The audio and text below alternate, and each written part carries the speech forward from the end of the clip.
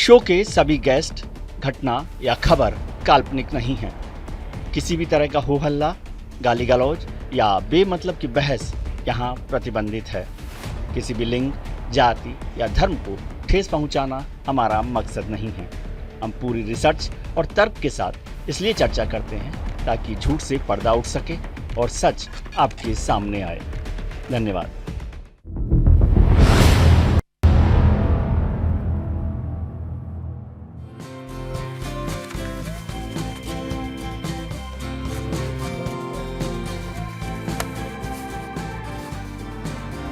किसी को अपने अमल का हिसाब क्या देते, सवाल सारे गलत थे, जवाब क्या देते।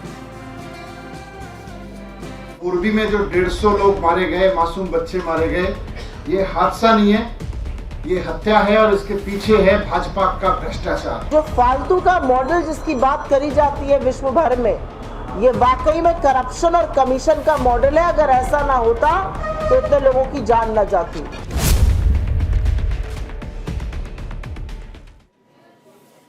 मोरबी हादसे को लेकर अब सियासत शुरू हो गई है। आम आदमी पार्टी और कांग्रेस इसे लेकर बीजेपी को घेर रही है और गुजरात मॉडल पर सवाल उठा रही है। लेकिन इन सब के बीच मंगलवार को प्रधानमंत्री नरेंद्र मोदी घटनास्थल पर पहुंचे और स्थिति का जायजा लिया।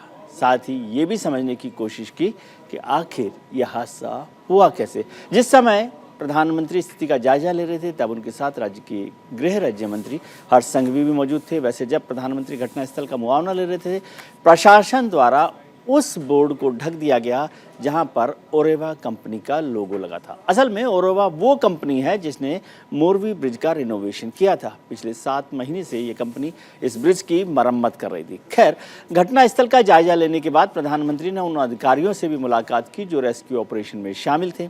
आइए सबसे पहले आपको इस हादसे पर क्या अपडेट है वो बताते हैं। मोरबी में मोदी, आज प्रधानमंत्री वहां पहुंचे थे। प्रधानमंत्री मोदी ने मोरबी में घटनास्थल का जायजा लिया। वो सबसे पहले पुल पर पहुंचे थे जहां से इस बात का जायजा लिया गया था। घायलों से मिलकर प्रधानमंत्री ने अस्पताल में प्रधानमंत्री पहुंचे और वहां पर उन्होंने मुलाकात की घायलों से और उनसे हालचाल जाना, उनसे बातचीत की और समझा कि क्या हुआ था। रेस्क्यू ऑपरेशन में लगे जवानों से भी प्रधानमंत्री ने मुलाकात की। जो लोग ऑफिसर्स और कर्मचारी और जवान जो लगे हुए थे उन सब से भी प्रधानमंत्री ने मुलाकात आज वहां पर की थी। हादसे को लेकर प्रधानमंत्री ने एक हाई लेवल मीटिंग की जो एसपी ऑफिस में, मोरबी के एसपी ऑफिस में मीटिंग की गई थी। वो हाई लेवल मीटिंग थी जिसमें एडमिनिस्ट्रेशन के लोगों से पूरी बात को चर्चा की गई। प्रधानमंत्री ने निर्देश दिए कि हर चीज़ की बारीकी से जांच की जाए, उसमें राजनीति या कोई भी किसी तरह की दखलंदाजी नहीं हो। ये प्रधानमंत्री ने बड़ा स्पष्ट निर्देश उसमें दिया। हादसे में अब तक आपको बता दें कि 135 लोगों की मौत हो गई है। 134 थे, फिर एक और मौत हो गई तो 135 हो गए और कई लोग घायल हुए हैं। 70 से ज़्यादा लोग घायल हुए, उसमें से ज़्यादा लोगों को छुट्टी भी मिल गई है। हादसे का मामला दूसरी तरफ सुप्रीम कोर्ट में दिल्ली में पहुंचा है और वहां न्यायिक जांच की मांग की गई है जिसकी सुनवाई 14 नवंबर को होगी। मोरबी में हुए हादसे के बाद इस मसले पर सियासत भी खूब हिलोरे मार रही है। इस कड़ी में दिल्ली के उप मुख्यमंत्री मनीष सिसोदिया ने भारतीय जनता पार्टी से 5 सवाल पूछे हैं। देखते हैं सवाल क्या है। 5 सवाल जो मोदी साहब ने सिसोदिया जी ने पूछे हैं मोरबी पर। मोरबी पुल का पहला सवाल है, मोरबी पुल के पुनर्निर्माण का ठेका घड़ी बनाने वाली कंपनी को क्यों दिया गया? ये पहला सवाल है जो मनीष सिसोदिया ने पूछा है। दूसरा सवाल है, बिना टेंडर के ये ठेका क्यों दिया गया था?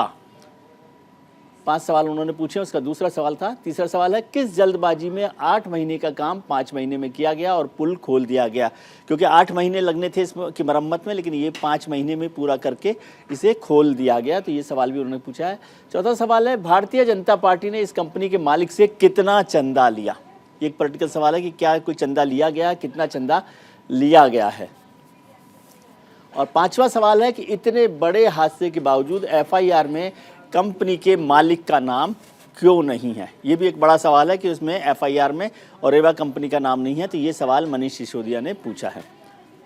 गुजरात की सबसे बड़ी विपक्षी पार्टी कांग्रेस ने भी गुजरात सरकार से कई बड़े सवाल पूछे। आज कांग्रेस की तरफ से भी सवाल पूछे गए मोरबी हादसे पर। वो भी 5 सवाल हैं, उनको भी हम एक बार देख लेते हैं। कांग्रेस के मोरबी हादसे पर 5 सवाल हैं। पहला सवाल है कि क्या ये सीधा आपराधिक षड्यंत्र नहीं है? उन्होंने इसे क्रिमिनल किसकी तरह से देखा है कि ये आपराधिक षड्यंत्र तो नहीं है। दूसरी बात उन्होंने पूछी कि बीजेपी सरकार ने फिटनेस सर्टिफिकेट के बगैर पुल खोलने की इजाज़त कैसे दी। ये पुल जो है बिना एनओसी के या फिटनेस सर्टिफिकेट के कैसे खुल गया? क्या ये आचार संहिता लगने से पहले वोट बटोरने के लिए किया गया? आपको बताएं 26 अक्टूबर को ये पुल खुला है, जिस दिन गुजरात में नए साल का पहला दिन होता है और यहाँ विधानसभा चुनावों का ऐलान होने वाला है। तो कांग्रेस ने कहा कि उससे पहले नहीं किया गया। राज्य सरकार ने पुल की मरम्मत का काम कंपनी को कैसे दिया, किस तरह से ये काम दिया गया है, क्योंकि पहले ये काम राज्य सरकार करती थी, उसके बाद नगर पालिका करती थी और फिर इस प्राइवेट कंपनी को दिया गया। क्या एक आईएएस सरकार में बैठे लोगों की आपराधिक भूमिका की जांच कर सकता है? जो जांच दी गई है, इसकी जो कमेटी बनाई है 5 मेंबर्स की कमेटी, उसके जो चेयरपर्सन है, जो लीड कर रहे हैं वो हैं आईएएस ऑफिसर बेनीवाल। तो उन्होंने कहा कि क्या आईएएस ऑफिसर सरकार में बैठे लोगों की जाँच कर सकता है? दुर्घटना और बचे हुए कार्य के बीच लीपापोती और फिर राजनीति, हर बार की एक जैसी कहानी। ये मामला भी इससे अछूता कहाँ रहने वाला है? इस पर बयानबाजी का दौर शुरू हो गया है और सेतु पर संग्राम शुरू हुआ है। इतने बड़े हादसे और पूरे देश में, पूरी दुनिया में यह मुद्दा उठ रहा है। इतने बड़े हादसे के बावजूद जो एफआईआर दर्ज की गई है उसमें उस कंपनी और उसके मालिकों का नाम तक नहीं है। सिक्योरिटी गार्ड, नीचे के कर्मचारी, मजदूर, इन लोगों के खिलाफ एफआईआर की गई है। 12,000 से ज्यादा टिकट बट गए। 12 रुपए का और 70 रुपए का टिकट बिका। 5 दिन लोग जाते रहे, 12,000 लोग उस पुल पर गए और म्युनिसिपैलिटी कहती है हमें पता ही नहीं चला पुल स्टार्ट कब हो गया। आप कहां थे? आप कौन सी कुंभकर्ण की नींद सो रहे थे? तो ये जो फालतू का मॉडल जिसकी बात करी जाती है विश्व भर में, ये वाकई में करप्शन और कमीशन का मॉडल है। अगर ऐसा ना होता तो इतने लोगों की जान ना जाती। कोई भी होगा तो उसमें किसी तरह की सियासत नहीं करेगा, लेकिन अनफॉर्चुनेटली इतनी संवेदनशील घटना पर भी बकवास बहादुरी और बयान बहादुरी करने वाले असंवेदनशील लोगों को मुझे लगता है संवेदनशीलता उनके डीएनए में ही नहीं है। मोरबी में जो 150 लोग मारे गए, मासूम बच्चे मारे गए, ये हादसा नहीं है, ये हत्या है और इसके पीछे है भाजपा का भ्रष्टाचार। जो फालतू का मॉडल जिसकी बात करी जाती है विश्व भर में, ये वाकई में करप्शन और कमीशन का मॉडल है। अगर ऐसा ना होता तो इतने लोगों की जान ना जाती।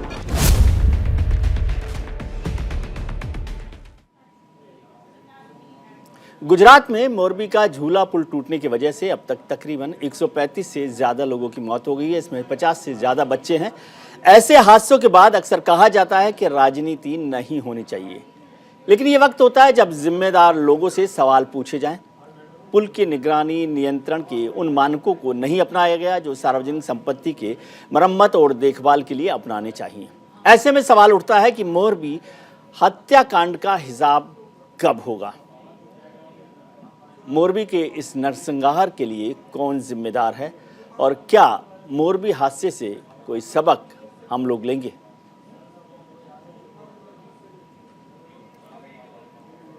आज इसी मुद्दे पर चर्चा करने के लिए हमारे साथ जुड़ रहे हैं कांग्रेस के नेता उदित राज साहब, भारतीय जनता पार्टी के नेता अमिताभ सिन्हा जी और गुजरात के बड़गाम से विधायक जिग्नेश मेवाणी जी। आप सबका बहुत बहुत स्वागत है कार्यक्रम में। अमिताभ जी, कहा जा रहा है कि राजनीति नहीं होनी चाहिए, लेकिन राजनीति नहीं होने का मतलब ये तो नहीं होगा कि सवाल भी नहीं पूछे जाएं। कांग्रेस ने, आम आदमी पार्टी ने कुछ सवाल पूछे, आपने देखा होगा कि ये ठेका क्यों दिया गया, किस कंपनी को दिया गया, बिना अनुभव के दिया गया, जांच का काम जो है एक आईएएस अधिकारी को दिया गया है, तो वो जांच जो है किस तरह से सरकार में बैठे हुए लोगों की करेगा। आप क्या सोचते हैं इस पर? विजय जी, बहुत ही विनम्रता से मैं पहले तो आपके गेस्ट कोऑर्डिनेशन को भी मैंने हमेशा बताया है कि मैं यदि आपके पास आता हूं अपने स्नेह के कारण, अपने आपके प्रति मित्र भाव के कारण जी, तो मैं यहाँ एक कानून के जानकार के नाते ही आता हूँ। मैं एक प्रैक्टिसिंग लॉयर हूँ सुप्रीम कोर्ट का, और इसलिए मैं यहाँ आता हूँ। और भारतीय जनता पार्टी का परिचय देना मुझे लगता है थोड़ा अनुपयुक्त रहा, लेकिन कोई बात नहीं, आप मित्र हैं, आपके पास सब लोग आपका करीबी रिश्ता समझते हैं भारतीय जनता पार्टी से, इसलिए शायद इस बात का जिक्र करते रहते हैं। जी, देखिए, मैं अपने इतिहास को तो नहीं हटा रहा हूँ जी। मैंने कहा आपके पास मैं आया हूँ कानूनी एक जानकार के नाते या कानून के विद्यार्थी के नाते जी। और इसीलिए मैं यहाँ पर जो भी बोलूंगा सिर्फ कानूनी पक्ष की व्याख्या करने की कोशिश करूंगा। ठीक है। और हाँ, साथ में कानून नैतिकता से अलग तो है नहीं जी। तो नैतिकता के साथ जो आवश्यकता है मैं उसकी भी चर्चा करने की कोशिश करूंगा जी। और प्रयास करूंगा कि मैं पूर्वाग्रह से रहित रहूं। जी। विजय जी, जो अभी घटना हुई है मोरबी में वो बहुत ही पीड़ादायक है, बहुत ही दुखपूर्ण है और ऐसे विषय पे मोरबी के साथ पता नहीं कि वो मोरबी के पहले ही जैसी सूचना आई तो मुझे ध्यान आया मोरबी का एक बांध टूटने का जिसमें कि करीबन 25,000 लोग मरे थे जी। मुझे वो घटना याद आई और वो मोरबी की वो घटना जिसमें बांध टूटा था वो भी दुर्भाग्यजनक था। सत्ता में कौन था, विपक्ष में कौन था, ये विषय इम्पोर्टेंट नहीं है जी। इम्पोर्टेंट है कि जो जाने गई वो निर्दोष लोगों की गई जी। वैसे ही अभी भी जब मोरबी में दोबारा ये दुर्घटना हुई है तो निर्दोष लोग ही गए हैं स्वाभाविक रूप से जी। इसमें दो एक चीजें हैं जो मुझे ध्यान में दिलाने की जरूरत महसूस करता हूँ जी। कि जो भी चीजें लोग उठा रहे हैं वो एक विपक्ष है, एक सत्ता पक्ष है, भारतीय जनता पार्टी, विपक्ष में अरविंद केजरीवाल जी और मनीष सिसोदिया जी हैं या सेनेट जी हैं, लेकिन पक्ष विपक्ष की बात मैं नहीं करता। लेकिन इतना जरूर है कि थोड़ी संवेदनशीलता के साथ काम होना चाहिए। प्रश्न उठाना बहुत जरूरी चीज है, क्योंकि राजनीति में प्रश्न नहीं उठेगा तो फिर राजनीति नहीं होगी। लेकिन उसका एक टाइमिंग होता है, हर चीज की टाइमिंग होती है और टाइमिंग जो है वही जैसे कॉमेडी सीन का सबसे इंपॉर्टेंट चीज टाइमिंग होता है, जानकार लोग जानते हैं। तो वैसे ही राजनीति की भी टाइमिंग बहुत जरूरी होती है। टाइमिंग गलत हुआ तो पॉलिटिशियन फेल है जी। और मेरा एक मानना है कि ऐसे में पहले संवेदनशीलता के साथ धैर्य से काम करना चाहिए।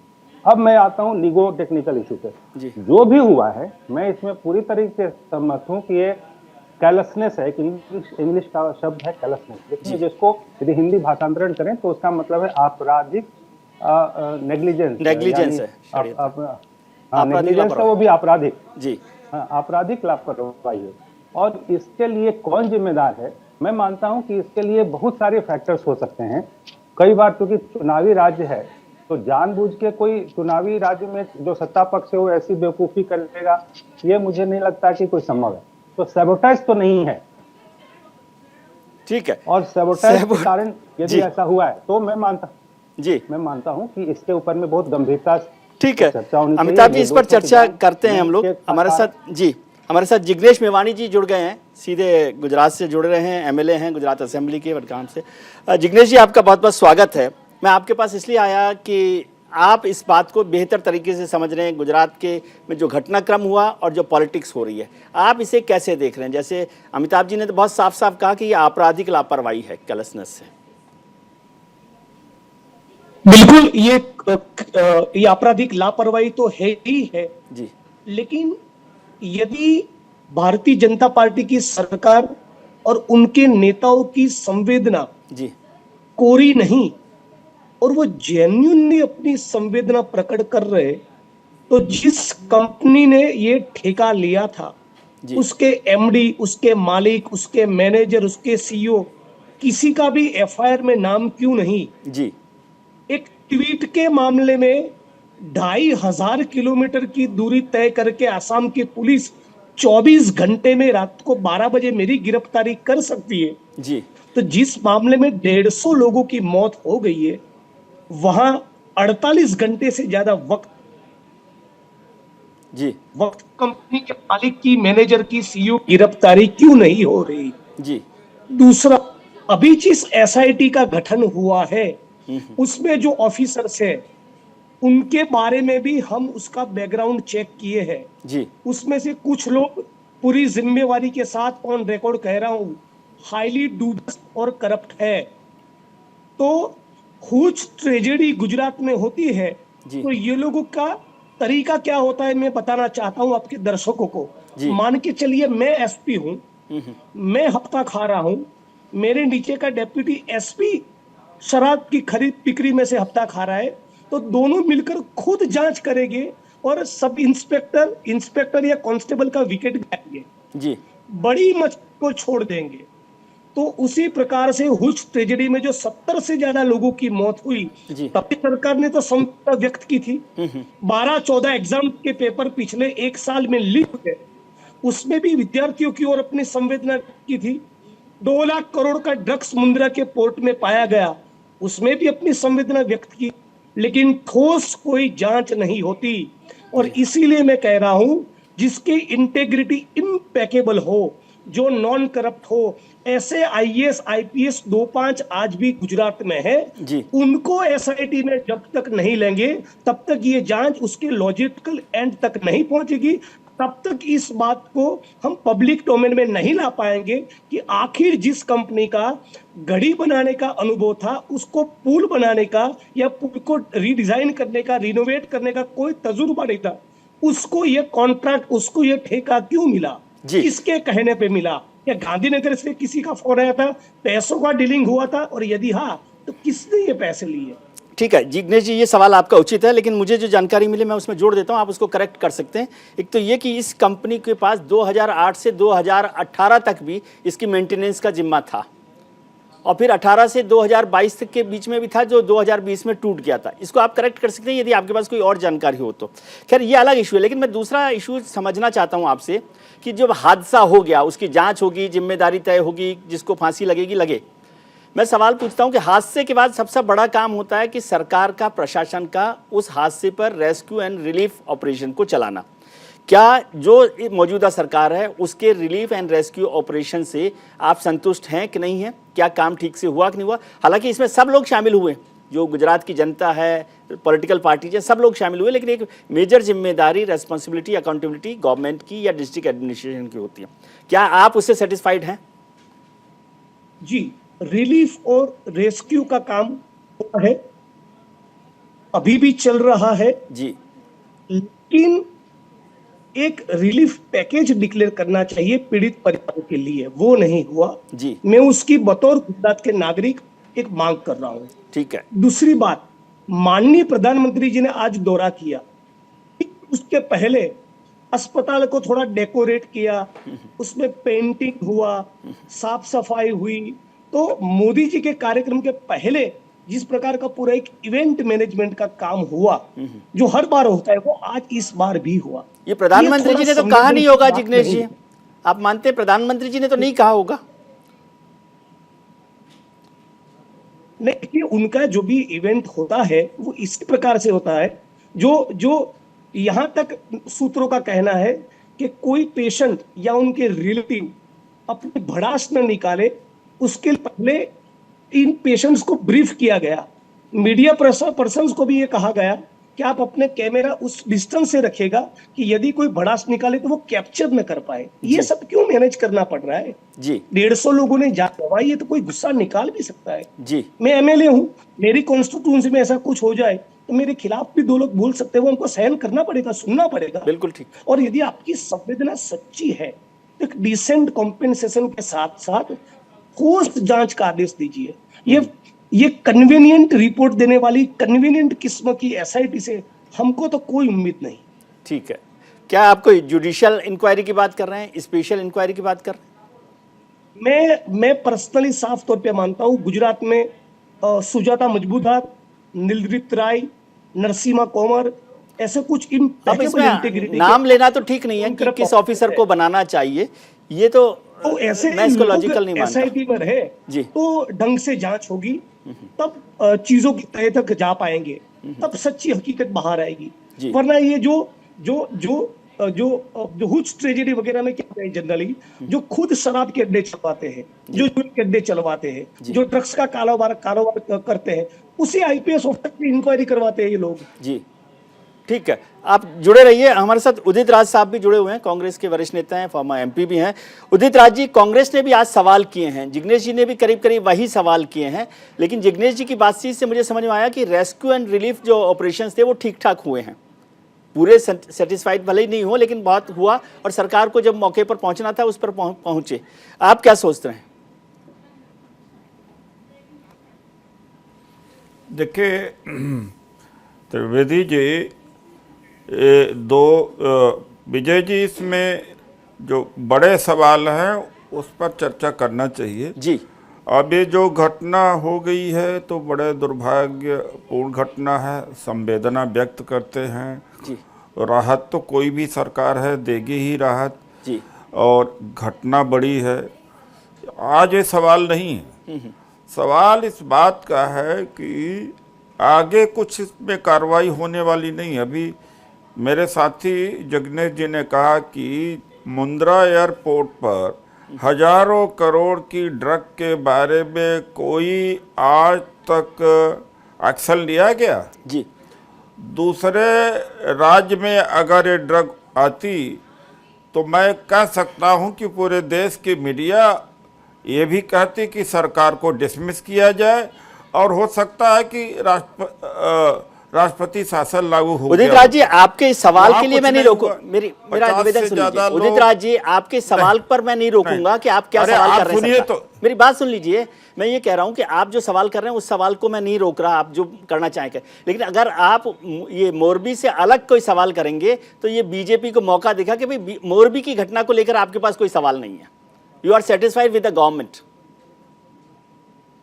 इसलिए मेरा ये छोटा सा निवेदन है, बाकी आप जो सवाल करना चाहें करें। अरे नहीं ना, जो जिग्नेश जी ने पर्याप्त बोल दिया है, ठीक है। नहीं पर्याप्त बोला है, इसमें भी कुछ नहीं होगा जी। जब वहां पर इलीगल लिकर से 50 लोग मर गए तो कुछ कार्रवाई हुई जी। तो जिस तरह की सरकार वहां की है और जिस तरह से अधिकारी वहां दबे हुए हैं जी, तो वहां सब लिपापोती हो जाएगी, इतना मैं कह सकता हूं। मैं गुजरात की जनता को से अपील करता हूं कि ये न्याय जनता ही दे सकती है, ठीक है। और भारतीय जनता पार्टी को हरा करके ही ये जो लोग जिनकी जाने गई है उनको सही संवेदना व्यक्त कर सकते हैं, वरना ये मामूली सी बात है इन लोगों के लिए। बड़े बड़े मामले, बुंदेलखंड एक्सप्रेस 14,000 करोड़ का, अरे सर अब वो फिर उस पर तो बात करते रहते हैं, आज थोड़ा सा मोरबी पर बात कर लें। अरे बंगाल में हुआ कोई, अरे नहीं भाई आप नहीं भाई आप नहीं देखिए, नहीं देखिए ऐसी बात क्या, आप कैसे, यही प्रधानमंत्री जी हैं, यही प्रधानमंत्री जब बंगाल का चुनाव हो रहा था तो वहां पर बंगाल में पुल टूटा तो कहा कि देखो बंगाल की जनता भगवान ने। अच्छा उदित जी, एक मिनट में आपका ले लूं, जिग्नेश जी को निकलना है, मैं एक सवाल उनसे ले लूं क्योंकि वो अगर ममता जीत जाएंगी तो पूरा बंगाल खत्म हो जाएगा। मैं पूछना चाहता हूं कि मोदी जी ने जब कहा था कि ये एक्ट ऑफ गॉड है कि एक्ट ऑफ फ्रॉड है, आज सवाल चर्चा इस पर होना चाहिए। ठीक है, बिल्कुल ठीक है एक्ट ऑफ गॉड जिग्नेश जी, है कि एक्ट ऑफ फ्रॉड है। ठीक है जिग्नेश जी, मैं आपसे समझना चाहता हूं, उदित राज जी कह रहे हैं जनता जवाब देगी, तो फिर तो हमको इस पर डिबेट, क्योंकि अब चुनाव आ ही जाएंगे तो जनता जवाब दे देगी जो जवाब देना होगा। मैं आज की तारीख में समझना चाहता हूं, आपने कहा कि एक हायर लेवल इंक्वायरी होनी चाहिए या ईमानदार ऑफिसर जो भी हो, मैं नाम में नहीं जाना चाहता, वो हो जाए। इसके अलावा कुछ और आप समझते हैं कि होना चाहिए?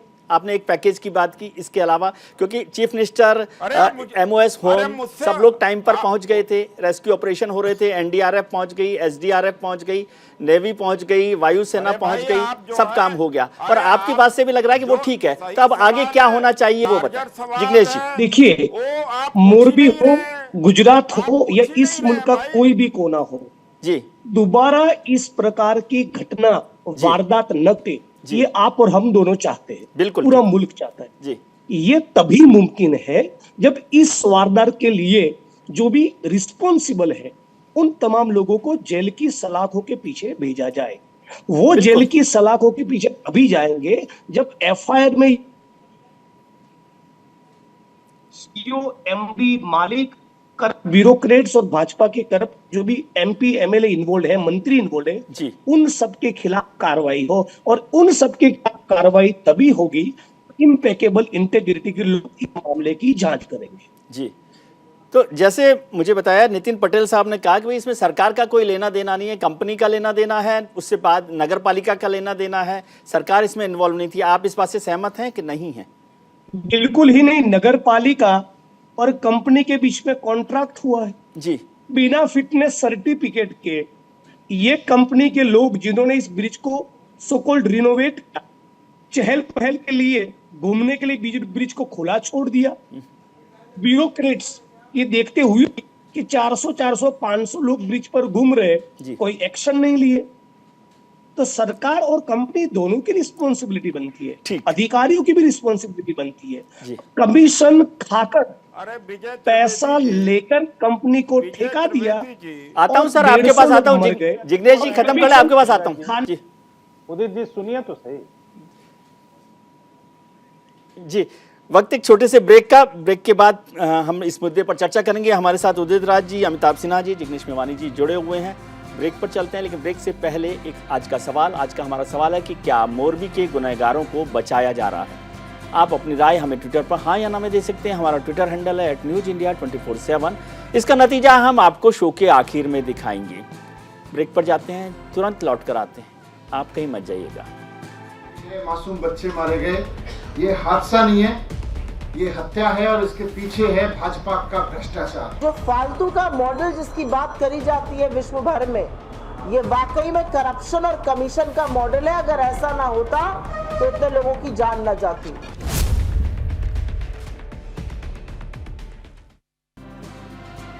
ब्रेक के बाद आपका एक बार फिर स्वागत है। हम चर्चा कर रहे हैं मोरबी हादसे को लेकर। प्रधानमंत्री नरेंद्र मोदी आज घटनास्थल पर गए, उन्होंने जायजा लिया, घायलों से मुलाकात की, रेस्क्यू ऑपरेशंस में जो लोग जुड़े हुए थे, ऑफिसर्स, जवान, उनसे बातचीत की और फिर एक हाई लेवल मीटिंग करके निर्देश दिया कि सख्ती से जांच होनी चाहिए और किसी तरह की दखलंदाजी बर्दाश्त नहीं की जाएगी। हमारे साथ कांग्रेस के वरिष्ठ नेता उदित राज साहब जुड़े हुए हैं, राजनीतिक विश्लेषक अमिताभ सिन्हा जी जुड़े हुए हैं। अमिताभ जी, अभी जिग्नेश मेवानी जी बात कर रहे थे, विधायक हैं गुजरात के, उन्होंने 2-3 बातें कही जिस पर आप कानूनी राय भी रख सकते हैं। उदित जी ने भी वही बात करीब करीब कही है कि एक तो जो जांच हो रही है एसआईटी में, उस पर उनको शक है कि वो अच्छे ऑफिसर्स नहीं है, एक ईमानदार एसआईटी होनी चाहिए हाई लेवल की, पहली बात। दूसरी बात उन्होंने कही कि राहत का कोई पैकेज वहाँ पर दिया जाना चाहिए। ये 2 बड़ी बातें हैं। और तीसरा सवाल उन्होंने कहा कि ये सरकार इसमें जिम्मेदार है। तो जब सरकार जिम्मेदार होगी तो एक आईएएस ऑफिसर कैसे उसकी जांच कर पाएगा? विजय जी, पहले खंड में जब आपने मुझे मौका दिया था तो मैंने 2 चीजें इंपॉर्टेंट कही थी और दोनों में से आपने शायद जानबूझ के नहीं, आपने एक की चर्चा की और दूसरा जो बहुत महत्वपूर्ण मेरे ओर से उठाया गया सवाल था जी या संदेह था, उसको आपने शायद भुला दिया या उसकी चर्चा जी, माफ कीजिए, मैं भूल जाऊंगा जी। केयरलेसनेस मैंने वर्ड यूज किया था, आपराधिक लापरवाही है, लेकिन साथ में मैंने ये भी कहा था कि मुझे ऐसा संदेह है कि इसमें सैबोटेज है, क्योंकि ये चुनावी राज्य है और बहुत दुनिया भर की नजरें इस राज्य पे टिकी हैं जी। तो इसलिए ऐसी कोई चीज कर दी जाए जिससे कि जो जहां पर जैसे कोई एक वीक पॉइंट है, जहां पर की वल्नरेबिलिटी है, वहां पर कुछ सैबोटेज करो और उसकी वजह से दुनिया भर में फजीहत कराओ और चुनाव में भी एडवांटेज ले लो।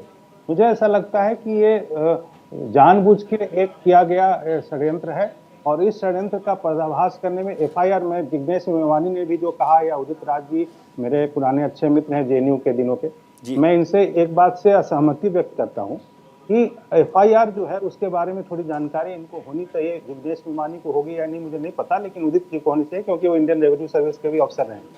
देखिए, एफआईआर अपने आप में कोई कंप्लीट डॉक्यूमेंट नहीं होता है। फर्स्ट इंफॉर्मेशन रिपोर्ट का मतलब क्या, उस समय जो चीजें सामने आई उसके आधार पे इन्वेस्टिगेटिंग एजेंसी जो है वो अपनी शिकायत दर्ज करती है और फिर इन्वेस्टिगेटिंग ऑफिसर जो होता है, जो अन्वेषणाधिकारी होता है, वो उसके बाद अन्वेषण करता है और उसके बाद जितने भी और बाकी के उसमें जो इन्वॉल्व होते हैं अपराधी गण, उनका नाम उसमें डाला जाता है सप्लीमेंट्री एफआईआर में। इसलिए मैं आपसे ये कहना चाहता हूं कि ये कोई फुल क्लोजर नहीं है एफआईआर। सर, ये टेक्निकली तो सही है बात अमिताभ जी। नहीं, मैं इसमें एक सवाल आपके साथ जोड़ना चाहता हूँ। मैं बताने दीजिए ना, बहुत गंभीर बात कर रहा हूँ जी। तो सैबोटेज यदि हुआ है, मान लिया जी, मैं तो उस थ्योरी को आगे बढ़ा रहा हूँ। सैबोटेज हो रहा है तो उसमें पहले तारों की चिंता करना, तार कब आए, कैसे आए, किसने सप्लाई किए, क्या तार जो नए लगे थे उन तारों में कहीं मिलावट जानबूझ के की गई, कि उसमें और कौन कौन लोग शामिल हो सकते हैं, बहुत सारी चीजें हैं जिसके ऊपर में तब एफआईआर के बाद सप्लीमेंट्री एफआईआर होगी। उसमें सही जो अपराधी होंगे, जो जिनको कि मुझे लगता है कि अभी आपके स्क्रीन पे चल रहा था, मैं बहुत अच्छी तरीके से मैं पढ़ भी रहा था कि लगातार ऐसे हादसे हुए हैं जहां महाराष्ट्र की सरकार में हुआ, भागलपुर में हुआ, मतलब दर्जनों, उसके बाद लेकिन उसका नतीजा क्या हुआ, इसलिए भी यदि रिसर्च का विषय है, क्योंकि ऐसे ऐसे जो दुर्घटनाएं होती हैं जिसमें लोग मरते हैं, निर्दोष मरते हैं, उसके बाद किसको सजा होती है, ये भी यदि रिसर्च में आए। उसी तरीके से यहाँ भी जो लोग अपराधी हैं, वो अपराधी कौन है, क्या वो सबोटेज करने वाले अपराधी हैं, राजनीतिक दलों के अपराधी हैं, या वाकई में कुछ भ्रष्टाचार करने वाले अधिकारी या इस तरह के ठेकेदार अपराधी हैं। ठीक है, इसके ऊपर में विचार करें और फिर एफआईआर हो। इस तरह की राजनीतिक रोटी सेकना मुझे लगता है बहुत ही अशोभनीय है, और ऐसी चीजों से बचना चाहिए, क्योंकि अब देश की जनता 60 साल पुरानी देश की जनता नहीं है। वो ऐसे मामलों में मैं एडवाइस करूंगा रामराज जी को भी, उदित राज जी को भी, और साथ में मेवानी जैसे लोगों को कि बचें, नहीं तो इससे उनके नंबर कट रहे होंगे शायद। जी अमिताभ जी, इसमें दो बातें हैं, मैं दो बातें जोड़ना चाहता हूं। एक तो ये कि जो आपने कहा वो टेक्निकल ठीक है कि एफआईआर कोई लास्ट फाइनल रिपोर्ट नहीं है, लेकिन एफआईआर में उन बड़े लोगों का नाम नहीं हो तो एक शक पैदा होता है। आप जानते हैं कि परसेप्शन में कि भाई बड़े लोगों को बचाते हैं, वैसे ही हमारे यहाँ पर सिस्टम में ये होता है कि बड़े लोगों को बचाया जाए। दूसरा, आप जैसे संवेदनशील नेता क्या ये उम्मीद करते हैं कि हिंदुस्तान के राजनेता इतने क्रूर हो गए हैं कि वो सैबोटाज करेंगे? और यदि ऐसा है, आपकी बात को मैं मान लेता हूं, हालांकि मेरा मन नहीं है मानने का, लेकिन मान लेता हूं, तो फिर तो आपको एक हाई लेवल जो है इंक्वायरी बैठानी चाहिए, ऐसा नहीं लगता आपको? मैंने कहा मैं नेता नहीं हूं। दूसरी बात, मैंने देश के राजनीतिज्ञों को बहुत नजदीक से देखा और समझने के लिए मौका पाया है देश दुनिया में, और अभी अपने उम्र में मैंने देखा है कि निष्ठा की पराकाष्ठा हो जाती है सत्ता पाने के लिए विजय भाई, और ये सारी चीजें ऐसी हैं जिसमें लोगों की जान की कोई कीमत नहीं होती है। जो मैं इसलिए कह रहा हूँ, बहुत बहुत भारी मन से कह रहा हूँ कि सैबोटेज जो है इससे नकारा नहीं जा सकता। ठीक है, मैं ये नहीं कह रहा हूँ कि यही हुआ होगा। मैंने एक आशंका व्यक्त की, इसीलिए यदि कहीं सैबोटेज हुआ फिर तो हायर लेवल इंक्वायरी होनी चाहिए ना। एग्जैक्टली, एसआईटी का मतलब क्या, स्पेशल इन्वेस्टिगेटिंग टीम। ये एसआईटी सिर्फ और सिर्फ इसी के लिए, यदि मान लिया हाई लेवल टीम जिसमें टेक्निकल एक्सपर्ट्स आएंगे, इसमें जुडिशियल इंक्वायरी, इसमें एडमिनिस्ट्रेटिव इंक्वायरी नहीं, जो एसआईटी आ रही है, मैं तो उम्मीद करूंगा कि वो ट्रांसपेरेंट इंक्वायरी करे और उसमें टेक्निकल एक्सपर्ट्स आए और तय करें कि ये हुआ क्यों।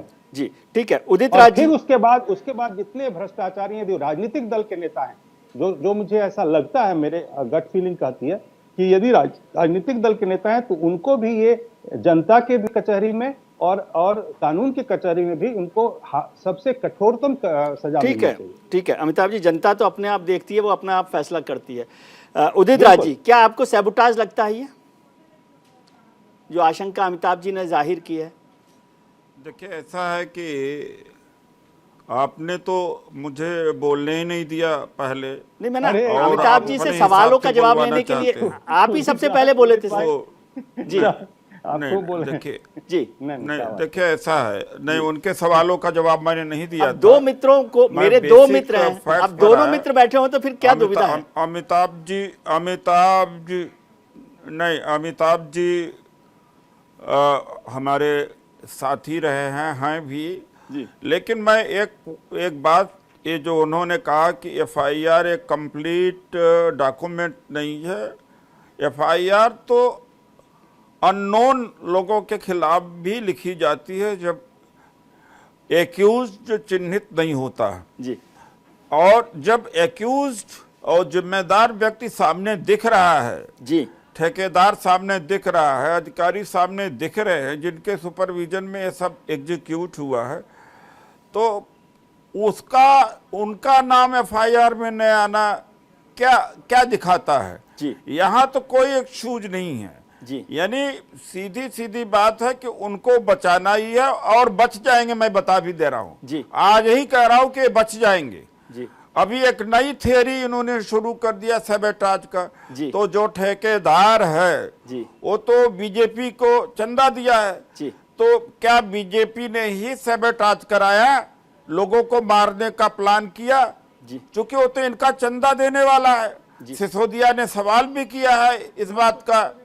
और दूसरी बात है कि लार्जर सवाल यह है कि बहुत सारी घटनाएं अतीत में हुई है। जबकि G2 स्पेक्ट्रम में मनमोहन सिंह जी की सरकार ने अपने मिनिस्टर को जेल भेजा, मेंबर पार्लियामेंट को भेजा, जबकि बाद में अरे कब भेजा? मामला इन्हीं की सरकार ने क्लीन चिट दिया, तब कुछ एक्शन होता था। जब गर्दन अब कोई एक्शन होता नहीं, सुप्रीम कोर्ट ने मोदी जी के सरकार में कोई एक्शन होता नहीं। मुंद्रा में जो ड्रग आई, या तो बोलने दीजिए भाई, मैंने बीच में नहीं बोला, या तो उदित जी को बोलने दीजिए। एक स्टैंडर्ड सेट कर लीजिए, एक स्टैंडर्ड सेट कर लीजिए। जब तक अमिताभ जी के थे मैं बोला नहीं था, आप बोलिए। जब उदित जी बोलते थे मैं नहीं बोला था, या तो ठीक है आप बोलिएगा, जवाब दीजिएगा उदित जी। जी भैया, अब तो कम से कम मैं उस लेवल पर हम लोग हैं कि आपकी पूरी बात को सुने। मैंने पूरी बात सुना, बीच में क्रॉस बिल्कुल नहीं किया। जी आप बोलिए। जब मैं बात कर रहा हूं तो सुन लीजिए आप। तो कहने का ये मेरा मतलब है कि जैसे इलीगल लिकर का मामला हुआ, या आप ये जो बुंदेलखंड एक्सप्रेस हुआ, इसका बनारस में पुल धंस गया, बनते बनते बन गया, ठेकेदार के खिलाफ कोई कार्रवाई हुई नहीं। वो भी जी मोदी जी के कॉन्स्टिट्यूशन में एक नहीं सारे के सारे ऐसी दुर्घटनाओं में एक में भी कोई कार्रवाई नहीं हुई, इसमें भी कोई कार्रवाई नहीं होगी। गरीबों को या मजदूरों के या छोटे मोटे कर्मचारियों को हो सकता बलि चढ़ा दिया जाए, क्योंकि इनका इतिहास इसी तरीके से है। गुजरात की जनता से मैं अपील करता हूं कि इनको हराए और दूसरी सरकार कांग्रेस की आएगी, तभी जो रियल कुलप्रिट हैं, जो जिम्मेदार हैं, तभी उनके खिलाफ में कार्रवाई हो पाएगा, वरना कार्रवाई नहीं हो पाएगी। ठीक है, सब लिपापोती अब हो अमिताभ जी से जवाब ले लेते हैं। बात है, आश्चर्य होता है, अरे आश्चर्य होता है कि प्राइम मिनिस्टर जा रहे हैं वहां पर। ये प्राइम मिनिस्टर जी ट्रेजेडी किंग हैं, वहां पर रंग रोगन हो रहा, सफाई हो रही है, गद्दे बदले जा रहे हैं, टाइल्स लगी जा रही है, बिस्तर बदले जा रहे हैं। अरे आपत्ति के दौर पर और वहां प्रधानमंत्री का इवेंट मैनेजमेंट हो रहा है। ठीक ये है, गंभीरता है। ठीक है उदित जी, अब अमिताभ जी से जवाब ले लें। अमिताभ जी को भी अरे भाई, प्राइम मिनिस्टर ने जब प्राइम मिनिस्टर के से क्या बाहर है प्रशासन वहां का, ठीक है, किसने ये काम को किया, प्रशासन को किया, तो सब इवेंट मैनेजमेंट हो जाएगा। जनता भी भ्रमित है। मैं जनता से आग्रह करूंगा कि आंखें खोले जी। ठीक है, अब आपके नेता तो गुजरात पहुंच ही नहीं रहे कि जनता को कुछ बोले। मिलेगा अमिताभ जी, तभी जाके महंगाई रुकेगी, तभी जाकर मैं बोलूंगा तो फिर बोलेंगे कि अमिताभ जी को बोलने दीजिए। उदित जी ठीक है, नहीं है जी। भ्रष्ट अधिकारी। एक बात और मैं कहना चाहता, अरे भाई राज्य सरकार का अधिकारी एसआईटी उनसे बनी हुई है, वो राज्य सरकार के अधिकारी इनके बाहर जा सकते हैं जी, या भूपेंद्र पटेल जी के या तो मोदी जी के बाहर जा सकते हैं। ठीक है, ठीक है अमिताभ जी, तो ये बिल्कुल आई अरे जवाब दीजिए ना उदित जी। अमिताभ जी को जवाब देने दीजिए, आपके मित्र हैं। हो रहा है कि जो असली कल्प्रिट है उनका नाम एफआईआर में नहीं है। सर उनका जवाब तो ले लेते हैं जी। अमिताभ जी देखिए, उदित जी रिपीटेटिव होना थोड़ा सा विजुअल मीडिया में थोड़ा अच्छा नहीं होता है। मैं आपको सलाह दे रहा हूँ मित्र जी, एक चीज जो बोलिए उसको एक ही बार बोलिए जी। अब मैं आता हूँ अपने मुद्दे पर। देखिए, इन्होंने मुझे जो काउंटर किया कि मैंने कहा एक नया कोई थ्योरी दे दिया सैबोटेज का जी। देखिए, जब कोई भी दुर्घटना होती है तो उसके ऊपर में 360 डिग्री पे 360 डिग्री का इन्वेस्टिगेशन का अंदाजा होता है और इन्वेस्टिगेटर्स हर तरीके से काम करते हैं और सोचते हैं।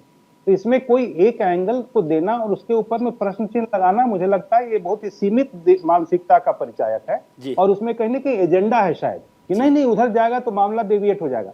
अरे जब आपको दोषी को पकड़ने की बात है तो क्यों नहीं हर एंगल की बात करेंगे आप। यहीं पे उनके ऊपर में चोर की दाढ़ी में तिनका का सवाल आता है, ये जो मुहावरा है। देखिए, सैबोटेज मैंने जब कहा तो उसके बाद इन्होंने उदित जी ने एक अजीबोगरीब सी बात कही कि क्या उसका चंदा देने वाला जो है वो ठेकेदार, क्या वो उसके साथ बीजेपी सैबोटेज करेगी। अरे एक कोई भी एवरेज आईक्यू का आदमी समझ जाएगा कि मैं क्या कर रहा हूँ। देखिए, कभी भी कोई सैबोटेज जब होता है, कोई इसी तरीके का जानबूझ के षड्यंत्र से कोई दुर्घटना कराई जाती है मिलीभगत से, तो उसके पीछे जो लोग होते हैं उनके पीछे रीजन ऑफ इंटरेस्ट होता है। उनका स्वार्थ क्या है, स्वार्थ जिसका सधेगा अपराध उस पर फिक्स होता है। इसको बोलते हैं लॉ में मेंसरिया, दुर्भावना जो होती है ना, दुर्भावना के साथ में उसका एक रीजन होना चाहिए, एक कारण होना चाहिए। तो यहाँ दुर्भावना से तो दुर्घटना घटी, और उसके पास दुर्भावना किसकी थी ये तय होना चाहिए, और उसके बाद तय होता है कि दुर्भावना यदि थी तो किस कारण थी, उसमें स्वार्थ क्या था। ये क्रिमिनल मैं लॉ की बात कर रहा हूँ। तो इसीलिए इसमें जब सबोटाइज की बात एंगल से होगा इन्वेस्टिगेशन, तो तारों की क्वालिटी, तार कहाँ सप्लाई हुए, कहीं तार काटा तो नहीं गया, बहुत सारी चीजें हैं। देखिए इन सब चीजों में मैं अभी एक रिपोर्ट देख रहा था वहां का, मैं तो गया नहीं हूँ, लेकिन एक अच्छे चैनल के रिपोर्ट में दिखा रहा था उसके कैमरे में, नेशनल टीवी में, कि देखिए इसी तरह की मोटी तार है जिसका 5 इंच का डायमीटर है वगैरह वगैरह, पूरा क्लोजली दिखा रहा था। तब मुझे कुछ लगा इसमें कि ये एकाएक जब टूटा है, एक जगह से टूटा है, तो ये मुझे समझ नहीं आया कि खींच के तार टूटना, जैसे मैं इसका एक्सपर्ट नहीं हूँ, लेकिन मैं आपसे एक चीज बताना चाहता हूँ कि इस एंगल से जांच करने में विपक्षी दलों को भी शामिल होना चाहिए। यदि वो इसमें ह्यू एंड क्राई मचाते हैं, हाय तौबा करते हैं, तो मुझे लगता है कि ये उनके चोर की दाढ़ी में तिनका का शायद उदाहरण हो सकता है। ठीक है, लेकिन अमिताभ जी एक चीज समझाइए मुझे, एक चीज समझाइए कि क्या कंपनी के मालिक का नाम होता, तो यदि वो नहीं हुआ होता तो कौन सा उनको फांसी लग जाती।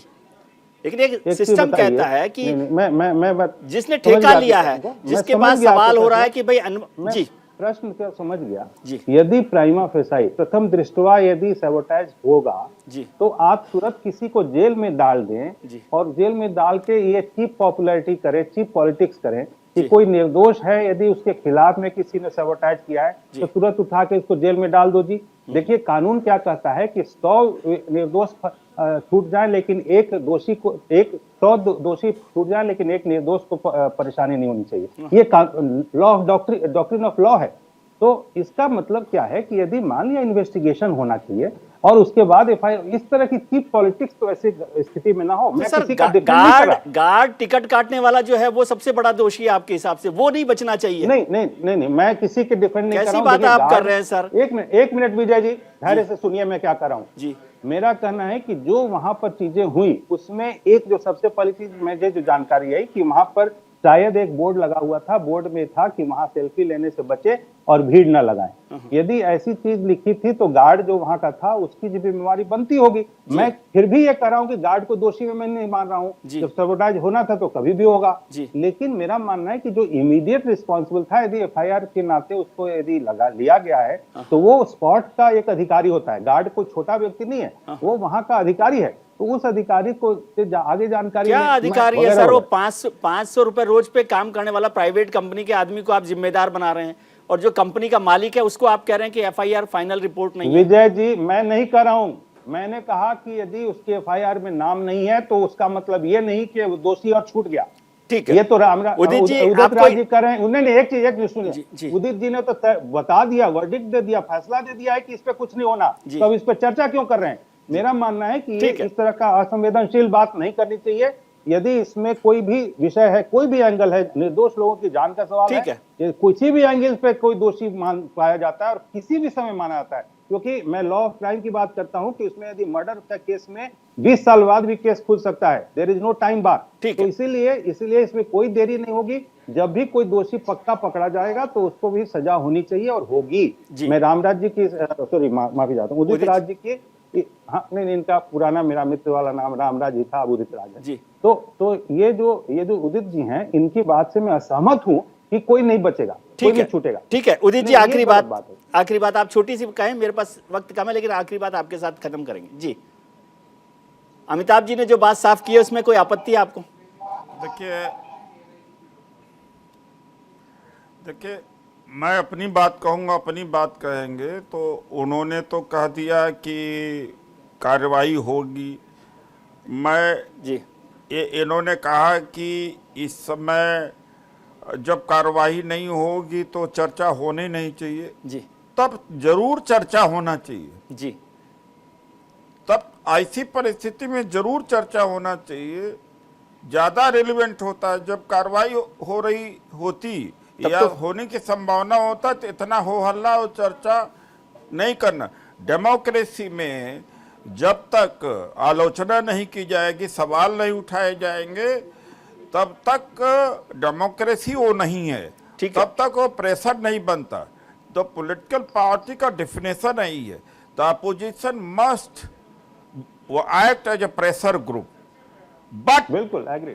जो अभी तक देखा है G2 स्पेक्ट्रम में हमने कांग्रेस की सरकार ने अपने मंत्रियों को जेल भेजा है जी, अपने एमपी को फिर आप जेल उनको भेजा है। जगह मौका दे रहे जबकि हैं, बाद में वो मामला सारा किस्सा clean पता है चिट हो मुझे भी, गया। अमिताभ जी को भी, आपको क्या भी। एक ऐसा उदाहरण मिलेगा बीजेपी को देखने के लिए? धन्यवाद। ठीक है, चलिए बहुत बहुत धन्यवाद आपका, उदित राज जी आपका, अमिताभ जी आपका, जिग्नेश मेवानी आपका कि आपने वक्त निकाला। आज हमने शो की शुरुआत में आपसे एक सवाल पूछा था कि क्या मोरबी के गुनहगारों को बचाया जा रहा है। इस पर 78% लोगों ने हाँ के पक्ष में अपना वोट किया है, वहीं 22% लोग इसके पक्ष में नहीं है। यानी ज्यादातर लोग समझते हैं कि शायद गुनहगारों को बचाने की कोशिश हो रही है। आपने राजनेताओं को सुना, हमारे पैनलिस्ट को सुना, लोगों को सुना। अब छोटी सी बात मेरी भी, यानी विजय व्यू। ताउम्र बस यही सबक याद रखिए, बोलने और करने में नीयत साफ रखिए। रविवार की शाम अचानक से भगवान के दर पर लाशों का तांता लग गया। यमराज भी हैरान थे, ये काम मैंने तो नहीं किया। फिर आखिर किसने इन मासूमों की जान ले ली? कोई तो है जो खुद को खुदा से भी बड़ा मानता है।